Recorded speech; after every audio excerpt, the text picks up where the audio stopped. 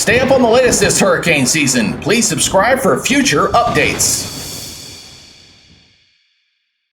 Hey, good Sunday morning, everybody. Welcome back to the Weather Nerds YouTube channel. I'm your host, Greg Majeski, your personal weatherman, with your tropical update here on August the 11th. And you know, as we're getting deeper into the month of August, this becomes our hot zone, shall I say here, especially out here in the Atlantic. These are the areas we typically see tropical development, and we're actually looking out in this immediate area right here. We're expecting some to develop here over the next day or so, thanks to this tropical wave that's out here. Now, right now, we're looking at about a 90% chance of a tropical depression forming here within the next 7 days. Actually, it's about a 70% chance over the next 2 days. So it's a very good likelihood we're going to get a tropical depression to form as this is approaching the greater Antilles here.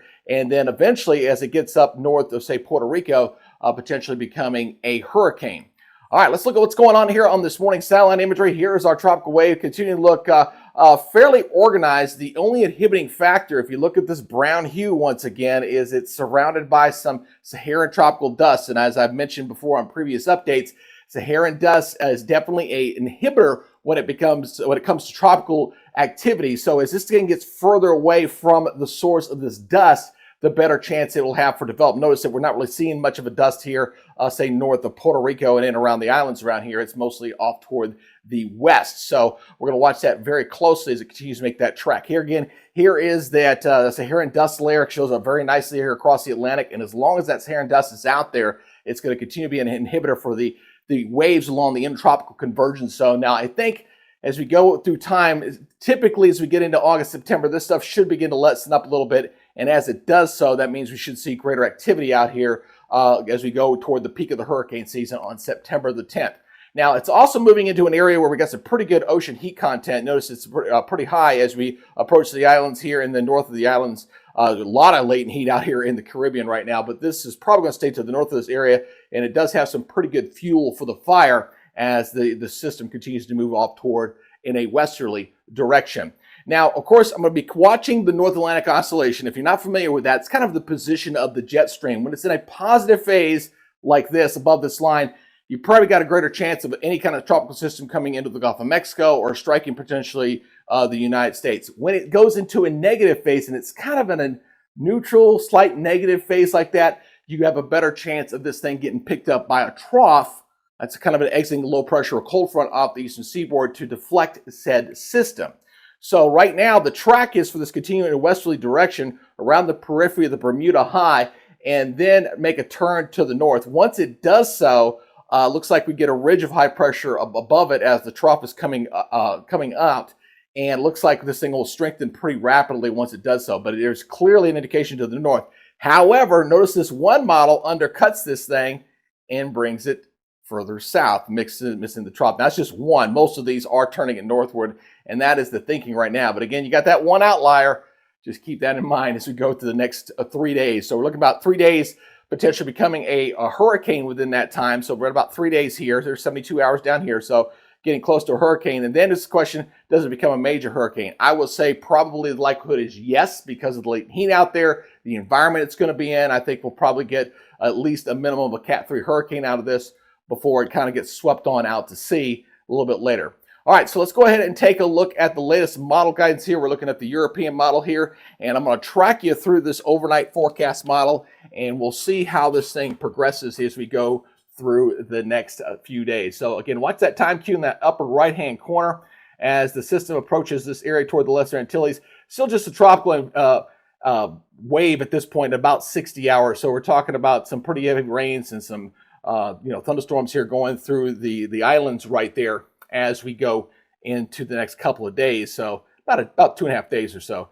Now, as we go forward here, you're going to notice it start to get its act together as we go into, say, going into Wednesday or so. Then we start seeing that low pressure start to form there just north of Puerto Rico. So we're going to get that tropical depression should be formed by that time, if not a little sooner. Well, of course, we'll just see how it works out as we go through the next couple of days. But as we go through Wednesday, so in about 72 hours, we're definitely looking at a tropical depression.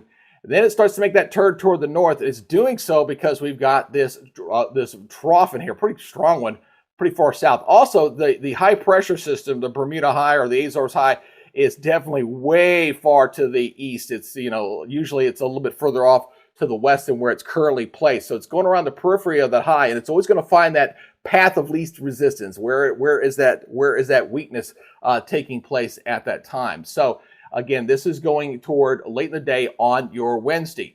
Now, again, watch that timestamp as it continue to go north. It continues to make that turn to the north, and it stays well out to sea. It does rapidly intensify at this point. So at this point, we're probably looking at a hurricane as we're going into Friday morning.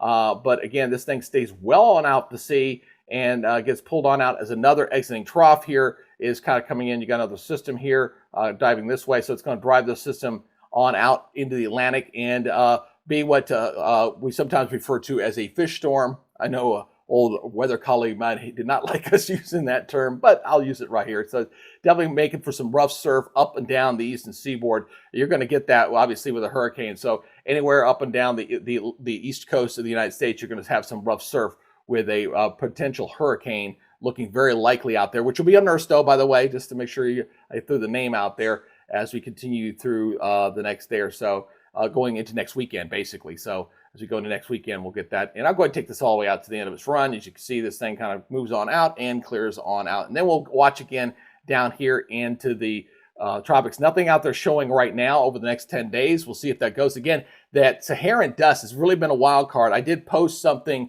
about the Saharan dust before the season started, and I'll put it on the end of this this update here, so you can kind of see what it inhabits and why it's such a big deal. So you can just kind of check that out as we go in through the end of this report. So again, whereas we take a look again, the global hazards is saying we're going to see increased activity there. Obviously, they're across portions of the Atlantic where we typically see it through the end of the month. So activity is going to be coming up. That dark red area that you're seeing in there is showing a 40% chance of things starting to fire up in the tropics. Now, we'll say this. I don't believe that this season is going to be as active as what was originally advertised. And the reason why, again, is that Saharan dust. It's something you really can't forecast all that for. You can look at all the other parameters and ingredients there as far as the latent heat in the tropics and development of tropical waves and stuff like that. So the wild card is always that Saharan dust. In fact, the Colorado State did reduce their number of storms from 25 down to 23 because of the diminished activity that is expected at that. What we thought we would be seeing by this point, almost the middle of August. All right, that's your morning tropical update for now. Again, if you'd like to get these updates on a regular basis, please subscribe to the channel, hit that notification bell so you learn on future content. And if you'd like the report, please leave me a comment down below. I do appreciate your feedback. All right, that's your update for now. You guys take it easy, be good, stay safe, and we'll see you next time. Bye, guys.